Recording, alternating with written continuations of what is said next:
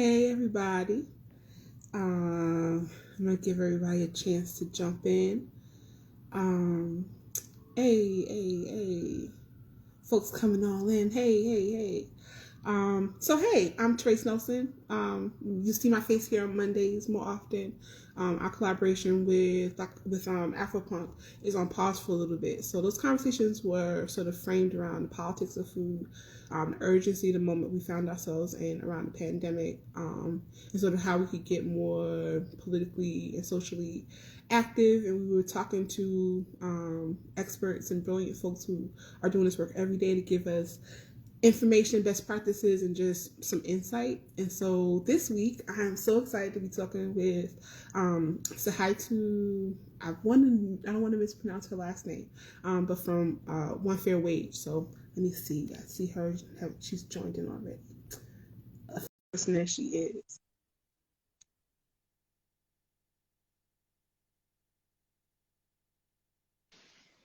Hey, What's up? How are you? I'm doing so good. Did I say it right? Tsehaitu? You did. I was like, what's she gonna say? Hey. um, but I have been deep diving into your work with One Fair Wage, but also just your social justice work and activation work in general. And just I'm so excited to be talking with you. What is your position with One Fair Wage? Yeah, so I'm an organizer, a political organizer for Pennsylvania, which means I represent Pennsylvania. So part of my work is organizing service professionals, connecting with restaurants that want to do good, building relationships with other organizations, politicians. Yeah. I love it. Um, there's so much to talk about.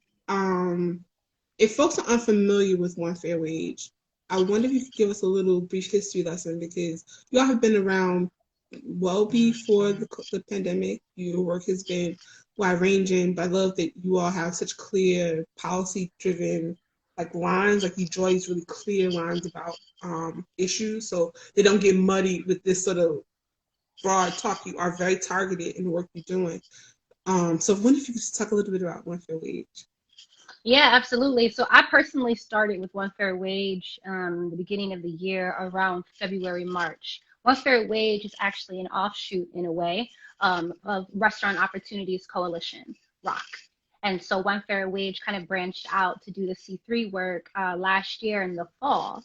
And prior to that, the co-founders of One Fair Wage were actually the co-founders of Restaurant Opportunities Coalition.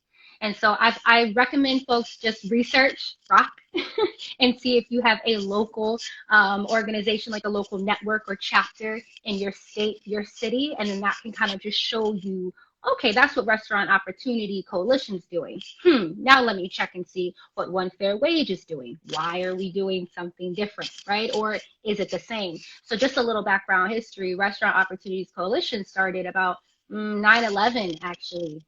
What was that, 2001? New York, Mm-hmm. right? That impacted the service industry like crazy. Besides the rest of the United States, our Muslim communities, there are various people who were impacted, right?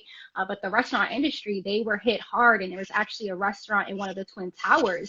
And so, long story short, one of the employees that would have been working there is actually our co-founder. And so they started a relief fund just for service workers, right? Because New York was devastated at that time. And from that birthed Restaurant Opportunities Coalition because they were like, cool, we helped folks out and got this a little bit of cash, but actually they need so much more. Like we are an entire industry. And so fast forward, there's been a lot of work that Restaurant Opportunities Coalition has been working and doing, and fighting with other coalitions, right? But recently, last year, they broke off. Not broke off, but Saru, which is one of the co-founders, as well as Mamdu, one of the co-founders, were like, hey, let's do One Fair Wage. So what we're doing specifically is we're doing a narrative shift, right? For so long, we don't talk about service industry folks, specifically the tip workers, right? And so when we think about that, we have to consider tipped workers and then who else gets tipped and how are they classified? Then Mm. second, it's the policy work, right? Like fighting administration endorsed us because what we're doing makes sense. So now we have to hold them accountable. So a lot of our work prior to the election was we had an entire relational voter program here in Pennsylvania. You know, a lot of the flipping of PA had to do with tipped workers as well. Nobody really thinking about them, right? Like, who is essential? The reality is tipped workers are essential, right? And then in addition to that, we're not just saying like, hey, give us more money or give us more respect. We're also being very strategic about this. And if there are restaurants, independent restaurants, even larger corporations who are looking for something different to do and actually respect their workers, we work with them as well. And so in addition to that, it's the general power building, right? Educating your base, right? Having those relationships with different politicians.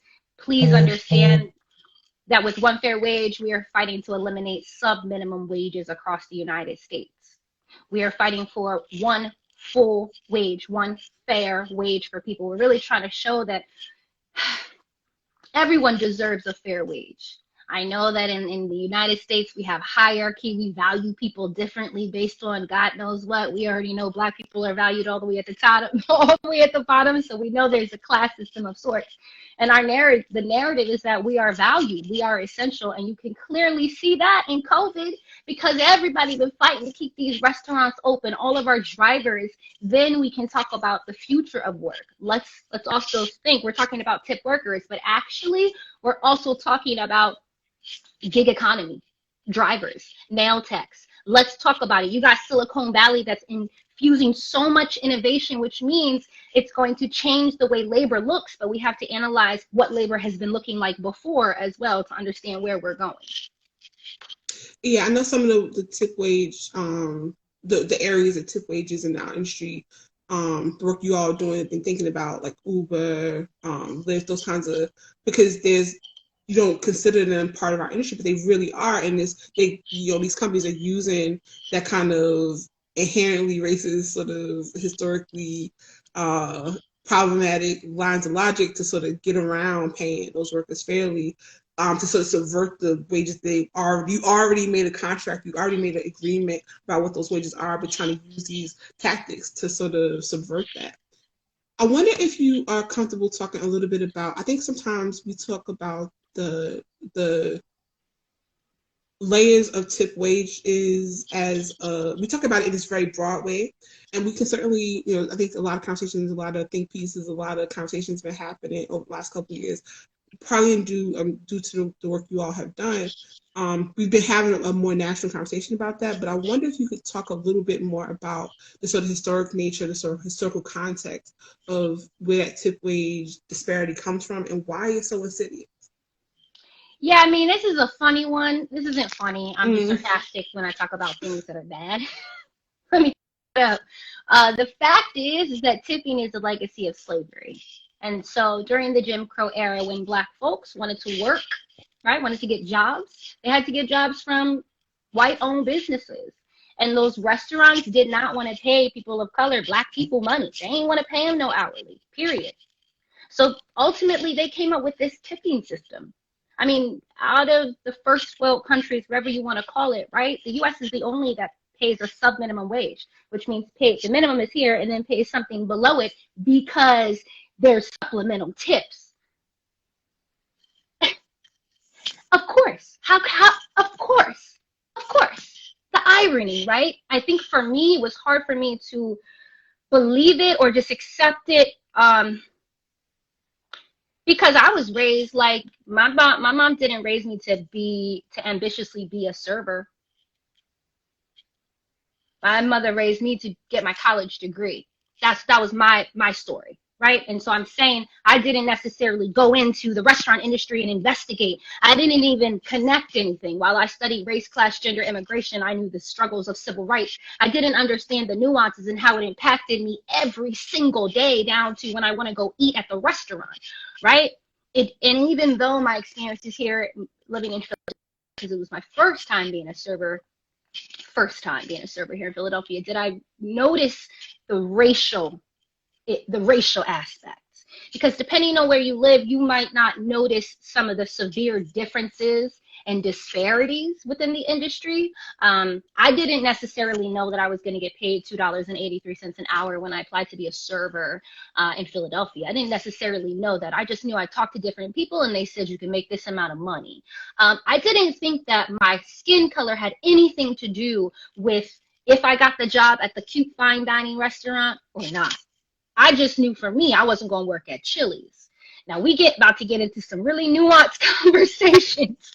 I was just about to say there feels to be this, like you said, demographically, the differences, but then like, yeah, I think that we start to conflate the restaurant sort of segments as well, because those disparities show up in different ways. You're talking about a hotel where you have a union that sub is still existing, but it is less impactful than it would be. Yeah, that's and excellent. And it's interesting because you just brought it up, right? So you could work at a restaurant in a hotel. You could work at a restaurant in an airport. You could work at a restaurant in a town. You could work at a restaurant in a mall. Now, depending on wherever you work at, the airport, the mall is not employing you. It's a management company. And I think that's another conversation. We got these middlemen, right, that are also in between, and we don't even understand the relationships between ourselves and our employers, or the difference between working for a place that is like basically a monopoly, like a franchise, right, that cares nothing about you, like the Darden groups, right, who have subsidiaries like the Olive Garden and the Longhorns, right, like they lobby, they spend millions of dollars to make sure that the sub-minimum wage stays at $2.13 across the United States. They know that race issues, class issues, gender issues permeate in those places. While the Olive Garden might hire all types of people, they will also fire them all and treat them all like crazy as well, and make sure that job is not an actual livable job. And I think it's important for people to understand when we're talking about livable wages, everybody likes to defend businesses. That's beautiful. That's really nice to y'all. But that has a lot to do with capitalism. I really think a business's job is to make their money. Now, if we introduce the possibility or the demand that I want more money, I demand that you give me more money, and I actually found out you got the money to give me, now give me the money, right? And I'm just giving, a couple, because some people say, there's some scenarios where that business doesn't have the money. They would close down if they had to pay us $15. But also their business model is based on paying you nothing. So I dare them to create a different business model. And actually, we got the business model if you really want to do good by your people. What? Okay, that's a whole word. I feel like we need to take a pause, take a beat to absorb all that. I would love if you could talk a little bit about what those models would look like. I know that we have, I don't know if you know someone like Cicely Johnson. I think she ran a rock restaurant here in New York. There just feels to me to be some folks who are thinking strategically, and were thinking this way before this current moment, about what those models would look like and what it would take in terms of buy-in. Because to your point, right, we are all invested in this capitalistic system. There is a push-pull in terms of dismantling, but it's a system that we have in sort of ways in which we have to engage in. And the level set of COVID in my mind has been the sort of curtain has been pulled back in a way that sort of exposed the sort of grossness of it, like sort of how deep those lines go. I think some of the bailout stuff was eye-opening for a lot of folks when you were seeing exactly what you're talking about in terms of how deep those lobbies go, and how resources were sort of divided. But I'm thinking a lot about, we've over the last couple months on this platform, and certainly in the industry at large, we've been talking a lot about what transformation looks like. And not a lot of people have a lot of clear strategy about what that should look and feel like. And I feel like One Fair Wage does an excellent job, and Rock as well, but just a lot of organizations who are thinking about what activation looks like and what sort of that policy looks like. How do we start? What's the starting point? Yeah, I mean, one thing I will say, and I love to connect people specifically, if you own a restaurant and you're like, how do I do this? Where do I even start? Let me first say, yes, I'm not a restaurant owner, but I work with restaurant owners. Let me just clarify and clear. And I work with organizers who also own restaurants, who are also paying their workers the right way. So they're there to have that conversation, right? So first of all, I say in this situation right now, we definitely need government support. We need some type of federal accountability, because just imagine if we can give some type of subsidy, give some type of grant to companies, to restaurants who want to do good by their staff, right? Like someone mentioned in here, if you can't pay your workers a livable wage and make profit, you ain't a successful business. So that kind of introduces, right, how many people have successful businesses or not, and how many people are just kind of running dry because the system allows them to pay their staff barely anything. If you were required to pay your staff more money, you'd probably be way more strategic with your scheduling and everything, right? If you had a committee of other restaurants who all had to figure out the same way, if the argument is, well, we're going to have to raise taxes, well, now that becomes a local issue with your government.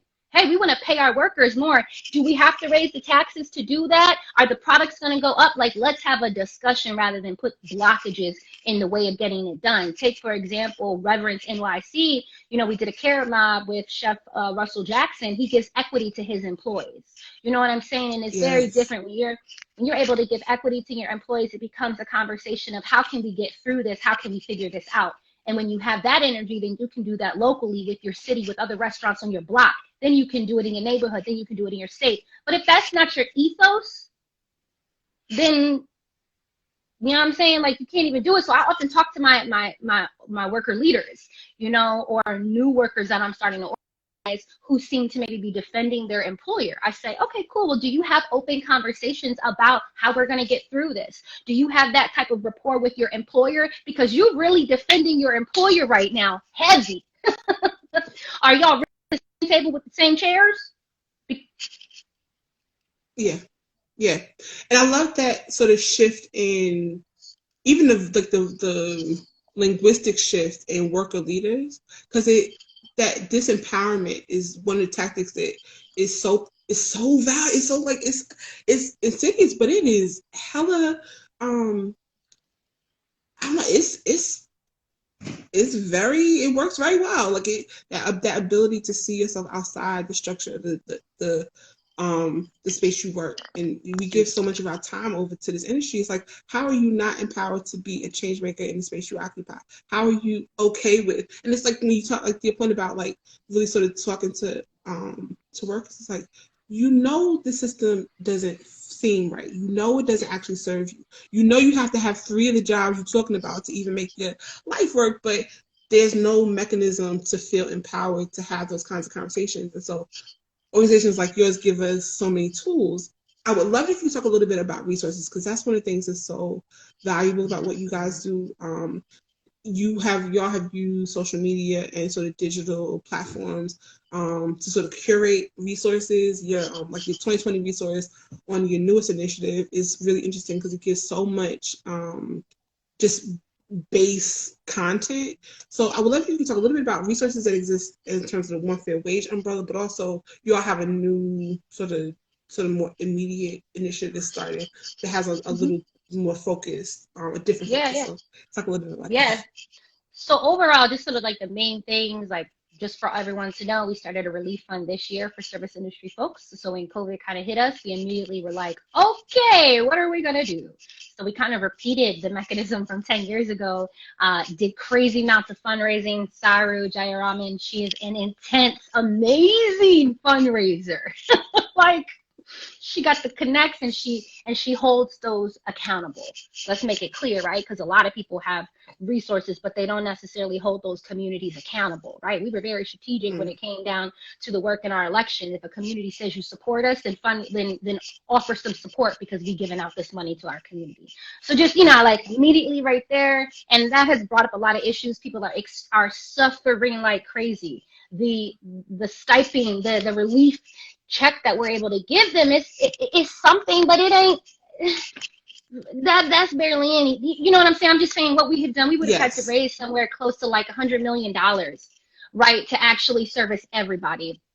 In addition to that, every month we've been hard on giving services to our community. Unemployment, so many of the folks, service professionals in the restaurant industry are unable to get unemployment. Something like a number of 60% had troubles and challenges, and that's due to how they report their money, or that might have something to do with their legal status. There's a lot of different ways, or it could just have something to do with how their employers reported things, or perhaps it could be denials, whatever it might be. And so we've been offering very, very intimate, I should say, let's be really clear, even though it's national and it, you know, everyone can access it, on our Facebook, we've been hosting legal workshops. And so every month, I typically actually host them. We had our worker leader host it recently. And so we do that for an hour, and you can actually bring in any type of questions that you're having for unemployment, because for some states, like PA, we don't even have a physical office. So people couldn't even wait in line. Like we did an action and we couldn't even do a physical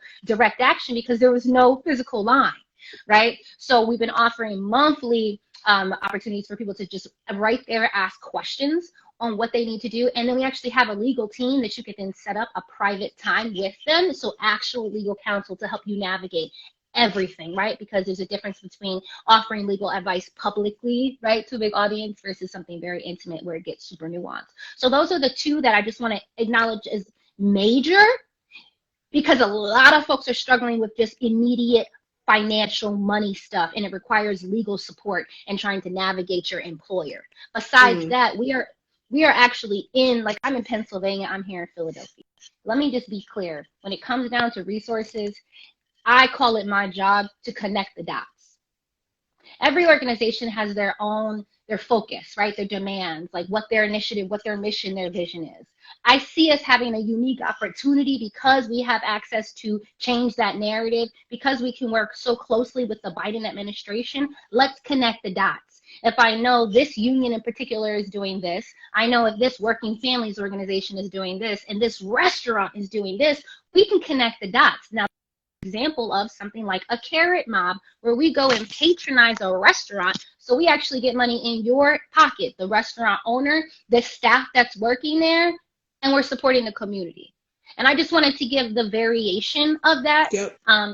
Because creating a relief fund is major. Like most of all of our efforts just went to approving people, getting their funds out, figuring out the technology to disperse funds like that, as well as that national legal clinic. You know, we were diligently doing this every single month. We have direct access for people. And so I think it's important to know that whatever you're going through, you're not alone. Do not hesitate to reach out to somebody, just to have somebody to talk to, because we actually have the ability to really, really do a lot for the community, but I just can't do it on my own as an organizer. Now, in the future, the different resources, we're ultimately trying to create like a membership, like a member-based community, essentially, right? And really speak to the needs of service industry folks. Like you mentioned, service professionals, service worker leaders, right? We are not just slanging drinks and slanging things for people.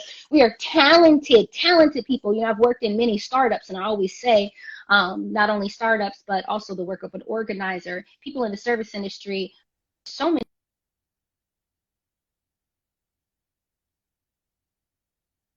Oh, did we lose you? You still there? I'm still here. I got a call. Sorry. No worries. Sorry. So many service industry folks have a lot of different skills, and I think, and for so long, they don't have a community, something that connects all of them together, right? I had one of our worker leaders says, you know, how can we connect the dots? How can I make sure, you know, this organization here in this part of Pennsylvania is doing this work, but a lot of my friends in the industry, they don't know about it. How can I do that? It's almost like folks need an anchor, because every restaurant has different issues. Yeah. And so how can we bring people together to give them that sense of power, that sense of, I do know my rights, right? Because when I talk about that legal support, that's part of educating people on their rights. Most people don't even feel comfortable talking about their wages at work. Most people don't even know that you can bring in a friend, you know, another employee into a meeting with you. Most people don't even know when you get fired, if you work there longer than maybe 6 to 12 months, you should be applying for unemployment if they fired you for some wrongful reason. So like, to the grit, informing, sharing skills with people, and then meeting them where they're at. meeting them where they're at. Most of my work is really just empowering, letting folks know who have been in the service industry that you are worthy, you are valued, you are powerful. And while 70% of sexual harassment happens in the service industry, it's the highest in this industry, you are valued and you don't deserve that.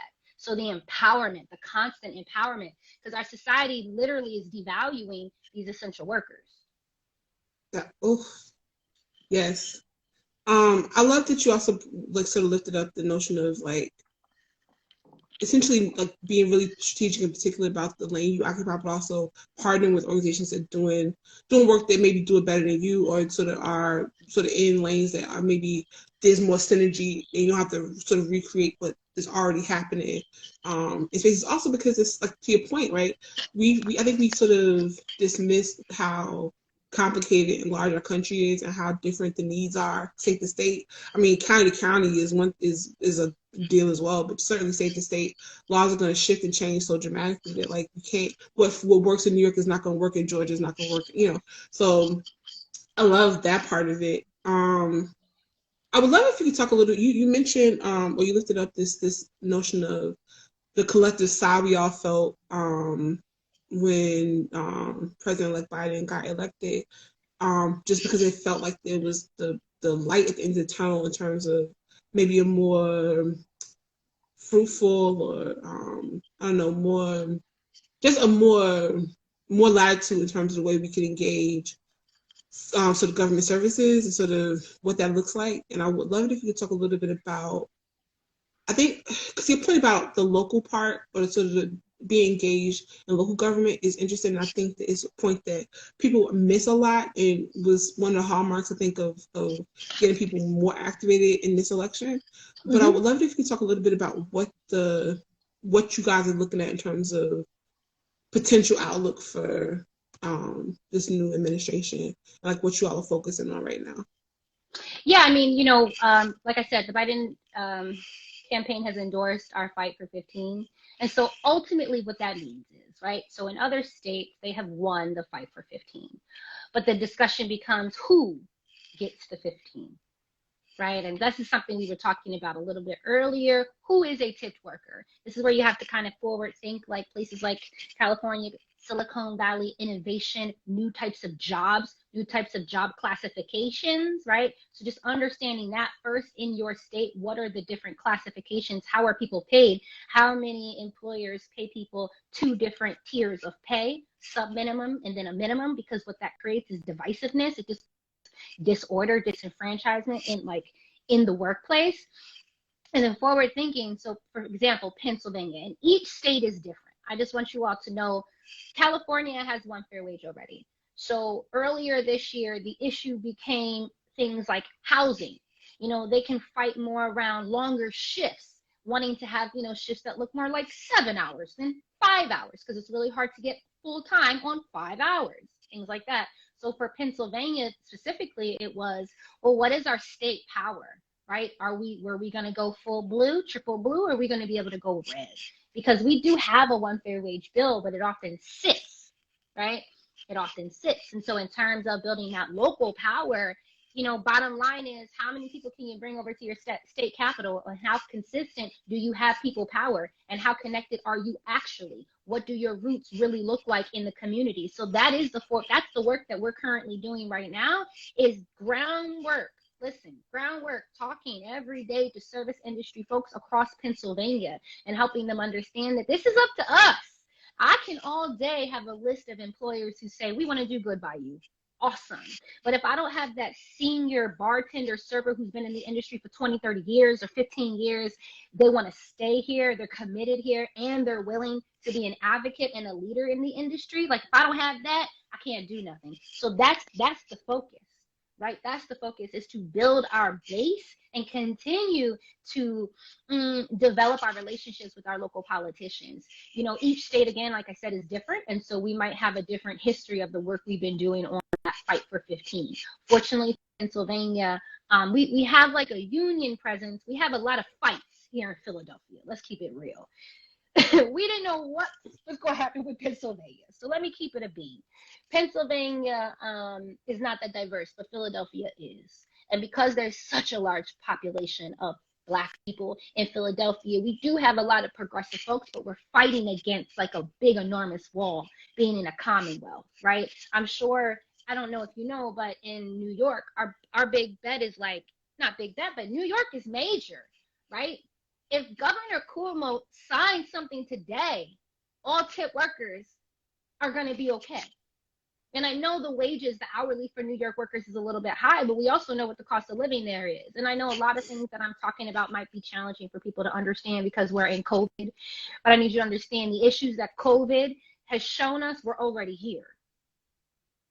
So regardless of where we are and how bad it is, we still got to address these major issues, which is we got to make sure all tip workers are getting a livable hourly wage. And so because New York is New York, and reality, Pennsylvania is second to New York. I know that in terms of the real estate here. They are trying to make Philadelphia the new New York. Last year, I was about to head to South by Southwest, this year, actually. And we had a whole agency teaching us how to rebrand Philadelphia and rebrand Pennsylvania so that it could be the new New York. So at the end of the day, it's like narrative shift.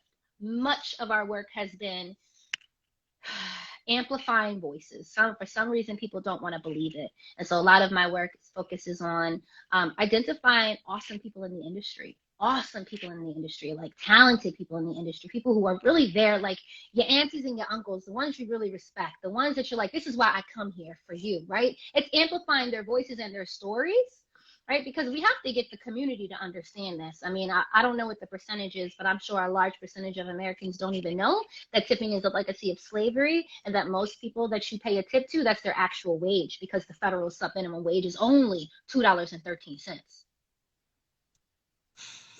Yeah, I think that disparity is one that you say you would think would be more common knowledge, but it just isn't. And so having these kinds of more broad, like, national conversations about it is definitely helpful. I wonder if you have any insight around, like, I'm thinking about like Danny Meyer's food group and some others around the country who have gone to a no tipping model, sort of bought into it and then regressed. And what you're saying is not so much no tipping period, but that the base wage should be equal. Yeah. I mean, our studies show, and I have a whole like fact and myth busters, right, kind of doc that I always like to share people and talk to people about. We already have 7 states that are one fair wage, so all you got to do is study those 7 states. I don't gotta prove it to you right now. Not you, but people. And often my conversations with people are literally, can you imagine getting paid an hourly and getting tips? Could you imagine getting health care, getting tips, and getting an hourly? I'll be honest. That is the grit of the work, is creating space for people to imagine something different, believe it. And now I dare you to do the work to get there.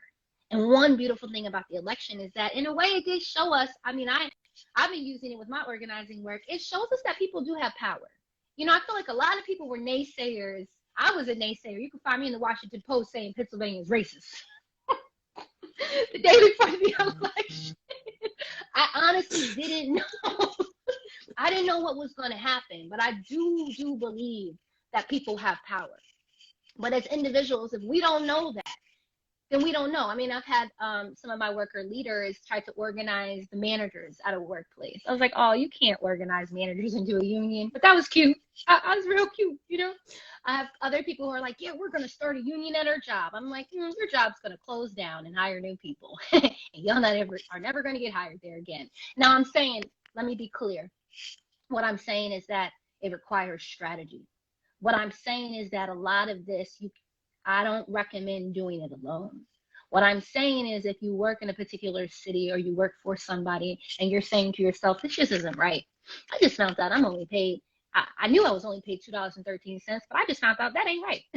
I don't want to perpetuate a legacy of slavery. I don't like this, but I also don't necessarily know how to have this conversation. Or I'm going to go to the restaurant association in my state and I'm going to talk to them again. Watch yourself now. Watch yourself now. You need to learn about strategies like the carrot and the stick. Okay? So I really encourage people, and this is why we are here. This is why we are developing this initiative for 2021 and on, because people need skills. People might want to be leaders, but don't know how. And oftentimes that fear blocks us from taking the proper direction. And then we might end up getting hurt in the end. You know what I mean? A lot of people say, I don't want to be blacklisted. I don't want to reduce my chances of getting a job. I hear you. Mm-hmm.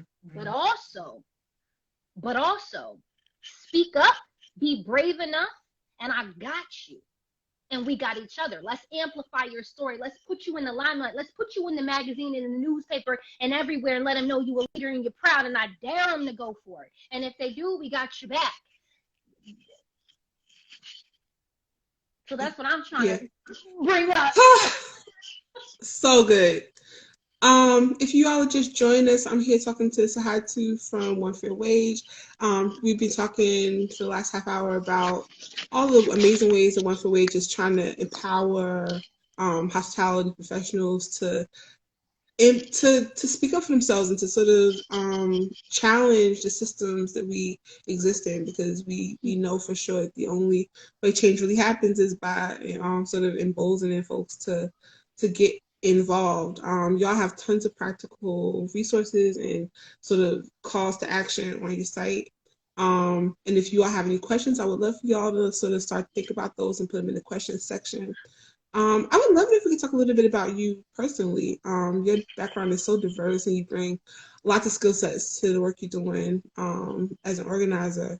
But I would love it if you could talk a little bit about your origin story. I know you grew up in Hawaii, just all of these just very interesting sort of, your toolbox is very diverse. And so I would love if you could talk a little bit about how you got to a place where you were doing such interesting work that really doesn't have a lot of blueprint, but is so actually timely. I'm thinking, listen to you speak, I'm thinking a lot about Shirley Sherrod. I'm thinking about a lot of the sort of folks in sort of food justice work that are so committed. But that commitment comes from lots of disciplines, lots of sort of experiences that inform how you show up in this moment. So love if you could just talk a little bit about yourself and give people a little background on you. Yes, thank you so much for asking.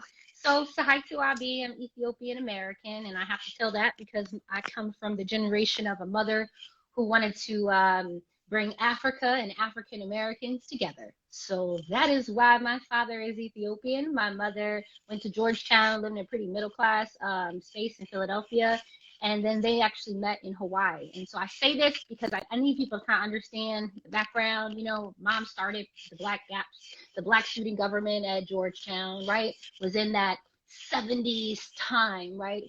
Did come from a fairly middle class background that allowed her to have certain experiences, therefore allowed me to have certain experiences and to be where I am right to this day. Add on to that, my father comes from a military background. My grandfather worked for Haile Selassie. My great uncles worked for them. They died, fighting that war. And there's a whole history there with Ethiopia. My dad, instead of military, he was an intellectual.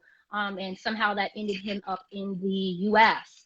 Part of this story is that he would have either been an undercover cop or undercover CIA type agent because of his intelligence and his experience, or try to be an immigrant in the 80s in the United States and work as a cook for $3 an hour and maybe teach English if he can get that job, or teach French or different things. So long story short, he ended up getting into cannabis cultivation. Fast forward, he actually ended up getting deported for that. Part of this, I'm sharing all of this because it's all going to connect to the end story. So I was actually, my parents met in Hawaii. My father was actually cultivating cannabis. My mother was traveling and experiencing the world, following Indian gurus and whatnot. Come from a very alternative, holistic. My middle name is actually Om. That's the wave they were on. So the birth certificate has OM. You know what I mean? That kind of wave. Get back to Egypt and Ethiopia and whatever enlightenment we need to get to, and clean your colon and all of that. So that was kind of my upbringing. I grew up thinking that most of the things my mother taught me were conspiracies, because it was just hard to imagine that most of the food that they feed us was bad. right? I just couldn't understand that. It's hard to imagine that racism actually exists and me having natural hair and speaking out won't actually be accepted. So that was kind of that space I was in while I grew up in Philadelphia for a period of time. I ended up actually finishing high school and going to college on the Big Island of Hawaii. So when I was 15, 9/11, we left Philadelphia. 9/11, actually, our things were being shipped over from Philadelphia to Hawaii. So that required us to take a bus for 3 days, 4 nights from Philly to California. And within a couple of weeks, I was on the Big Island of Hawaii. I was one of the only Black people I ever saw, and I started to adapt there. So I ended up studying ethnic studies in Hawaii, and that was kind of just honestly by default. It was fairly by default. I wanted to go to Spelman. I only applied to 2 colleges. I wanted to get back to the Black people. I miss my roots. You know, I'm a Black girl, you know, Philly. You know, I wanted to fit in. So long story short, studied ethnic studies. And that's where I learned about labor organizing. I studied, you know, how the Chinese got to Hawaii, how the Filipinos got to Hawaii. I learned the Hawaiian experience, and that's where I understood, oh, there's this local community. Oh, and there were anti-miscegenation laws in the mainland U.S. They didn't have them over in Hawaii, and that's why people have these identities of 7 and 8 different things. That's why they consider themselves this local culture. Oh, my mom wanted me to experience something different. So I was fortunate enough to have an upbringing where I didn't experience that heavy white racism. In addition to that, being in Hawaii, it's such a connection to the land, right? You have that indigenous spirit and awareness there. So studying ethnic studies, there's just a connection to the people, right? And I say this because gentrification is a thing. When you move into a place and you don't really study the people there, what is that about? So in addition to this, Hawaii is huge tourism. So what I quickly learned was that there was a reason why the different cultures, Filipino, Chinese, Japanese, and Hawaiians, Hawaiian's a different story because indigenous people everywhere are hurt. But why some of those Asian groups of people went from living on a plantation, being indentured servants, to being in government, investment, politics, and Filipinos being the working class. I didn't know, but then I got to learn. It was because of activism, organizing, like way back in, what was that, maybe the 60s in California when they were learning about organizing. Folks in the mainland U.S. were learning about organizing. Folks in Hawaii were learning about organizing. So I'm sharing this background because I learned about organizing in the context of Hawaii. I only had a couple of classes that were African American studies.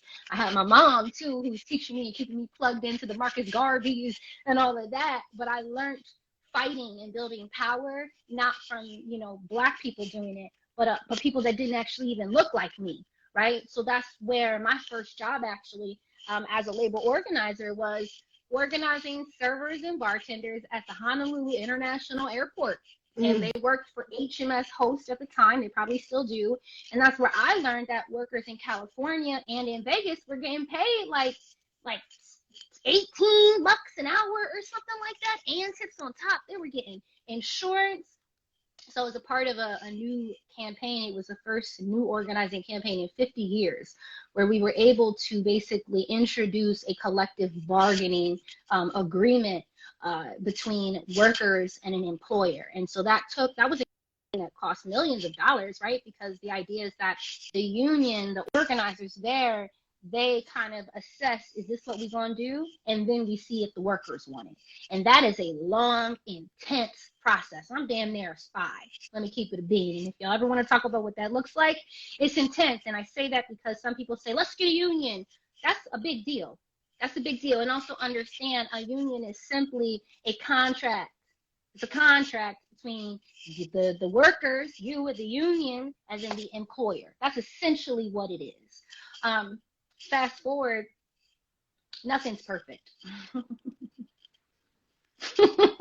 Yeah, I mean, I think that's a fair like caveat, because I think sometimes the enormity of organizing feels out of reach, and I think that there's a sort of misconception that it's gotta look perfect or gotta feel perfect, and it really, I think, is more about empowering folks with the language and sort of the rules of the game in a way that allows them to adapt it to what the needs of their specific organization looks like. And I think there's also something really powerful about, to your point you made earlier, about looking at maybe even organizations that aren't in food specifically, but organizations and sort of folks with best practices that would serve even if they don't directly apply, because there's so much of this work that feels like reinventing the wheel when there really is this sort of central particular, there are dope best practices that really do apply if you're a student of history in a really interesting and impactful way. Yeah, such an interesting. I wanted to make sure we got that in because um, there is no blueprint for how to organize or how to be an organizer or how to do mission driven work.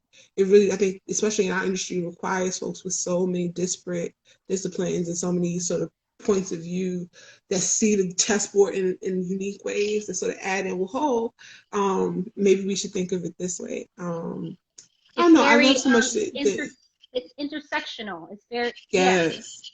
Yes. Yeah. And constantly evolving too. It's That part, that's the part too. I think we sort of I think in the hospitality industry, it feels so interesting because to my mind, the modern era of food really doesn't start. We don't really see the DNA of what we are working in now until the late 70s when labor laws sort of shift and start to change in hospitality. And so in a lot of ways, we're in culinary infancy in terms of how our industry is supposed to be set up. There's yes. also like they never had the expectation that our industry would be what it is today. And so a lot of the ways in which they were thinking about it in the 70s and 80s doesn't really apply to how much it's morphed and shifted. And so we need to think of new ways of being, new ways of sort of contextualizing equity. What does parity look like? Like all of those sort of frameworks have to be invented because they didn't exist. There was no expectation for it. I mean, and this is where you're talking about labor. This is what blows my mind. We're talking about labor. And each industry, each sector has something different. But at the end of the day, United States is built on free labor. That part.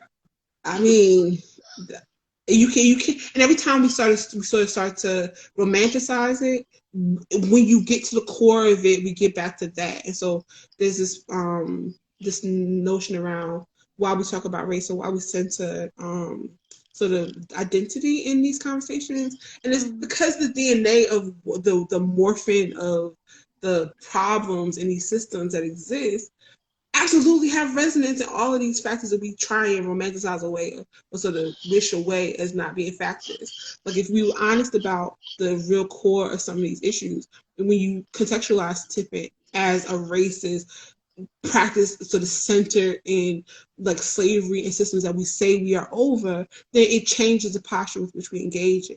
And so I wonder sometimes about why we're so uncomfortable having those conversations. And I think that it really does tie back to being like sort of deputized to make significant changes if we have to really look at the ugliness of the systems we are complicit in.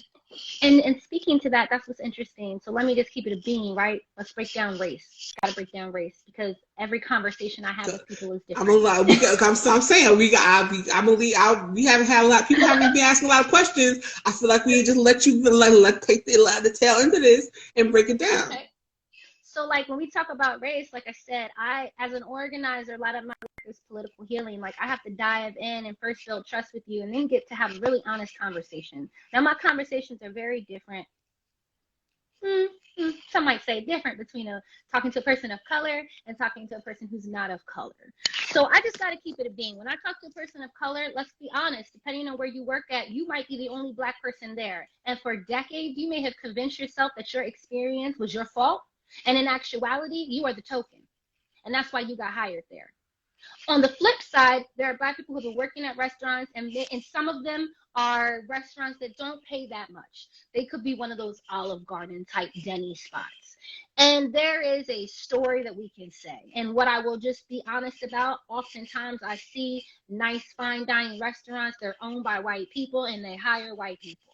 And they hire very few Black people. And when you look at the front of the house, it depends on how you look or how you know or who you know, right? And this is why I like talk about sexual harassment being the highest in the service industry, and 70% of the people in the service industry being women. And I know that it has changed now. It's changing, when we talk about gender identities. But I think it's very important that you understand those two things, and then that tipping is the legacy of slavery. So the environment that is there, the reality is that many people who are in the service industry know that it's rotten, and they actually prize themselves on surviving. It's like a battle, a badge of honor, right? Like, yeah, I made it through and made that money.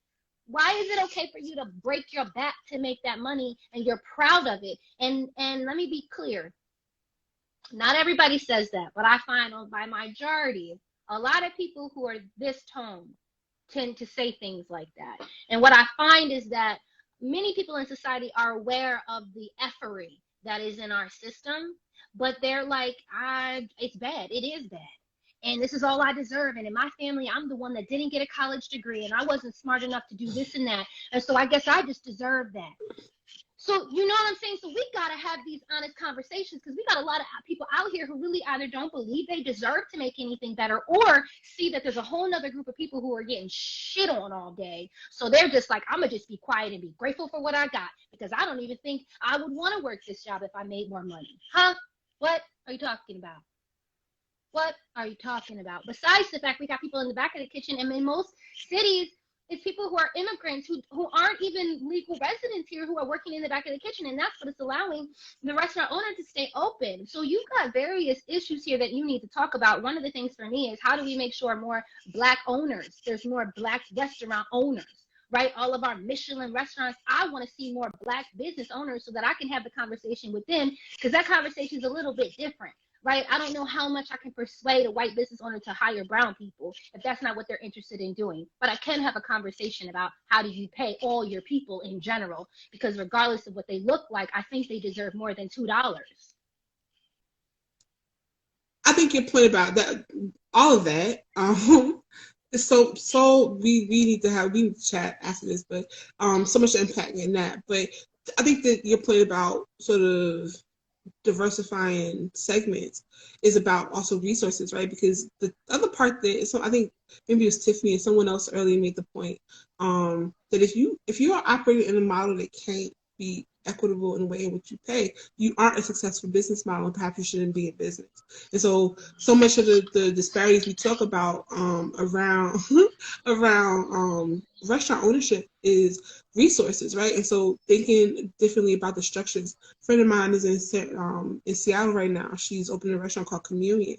In the midst of the pandemic, is opening a new restaurant. But the framework of her restaurant concept, like you said, these outliers, these folks who are doing this work with mission in mind, like her concept was considering parity before she opened her doors, before COVID happened. And so what does it look like when you put people of color in power, especially when people of color are thinking equity minded? That's the difference. It's sort of recalibration about how we disperse resources and how we think about resources in our models, right? Like, a lot of arguments you find in the sort of Michelin star, the sort of Uber fine dining, is like the level of service that you are provided is not sustainable. You can't afford to pay it. You can't afford to sort of. And so what it look if your model changed? So many restaurants have transformed themselves really quickly because they realized that they didn't. You could have been doing this all the time. You could have been thinking what. If you just thought differently about the resources that you had. And this is where we have to critique capitalism and whiteness. Keep it a bean. You gotta critique the hell out of it. Because also, let's talk about it. Everybody deserves to make more money. I don't care. And when you live in a country that's supposed to be so great that can hire children to be our president, I need you to explain to me why we got people getting paid barely anything. They can't make a living, and some of them don't even think they deserve it. That's crazy to me. It's crazy talk to me. Yeah. So in the research section on One Fair Wage, there's a really interesting sort of video section. You all lift up a lot of, like, YouTube University is a juggernaut, man. Just y'all need to get on board and get your life. But I'm really I think a lot about, I've been writing about and thinking a lot about the sort of New Deal era and this notion around when our priorities were beholden to one another. Again, your point about not being perfect. New Deal was not perfect. This legacy is problematic in some ways.